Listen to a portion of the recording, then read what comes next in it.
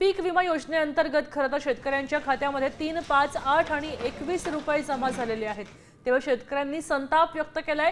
शेतकऱ्यांनी ही तुटपुंजी आणि अपमानास्पद आर्थिक मदत शासनाला परत करण्याचा निर्णय घेतलेला आहे।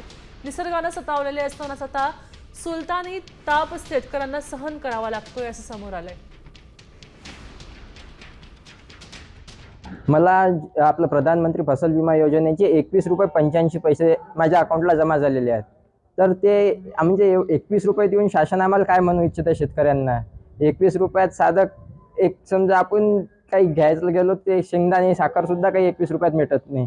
तर मी ते आमची जे थट्टा शासनाने मजा घेतली शेतकऱ्याची ते या धनादेशाद्वारे जिल्हाधिकारी मार्फत शासनाला परत करायसाठी आलेलो आहे। प्रधानमंत्री पीक विमा योजनेअंतर्गत 13 रुपये 16 पैसे आलेले आहे। शेतकऱ्यांनी जे आश्वासन दिलं होतं, सरकारने जे आश्वासन दिलं होतं की बा तुमची दिवाळीच्या अगोदर तुमची दिवाळी साजरी करू, ते तर आमची दिवाळी साजरी केलीच। आता आम्ही शेतकऱ्याची म्हणजे सरकारची दिवाळी साजरी करणार आहोत। हेच पैसे आम्ही त्यांना आता परत देणार आहोत। या पैशात त्यांनी सरकारनं आपली दिवाळी साजरी करावं। आता isakal.com आहे देशातील नंबर 1 ची मराठी न्यूज वेबसाईट। प्रत्येक अपडेटसाठी isakal.com ला नक्की भेट द्या।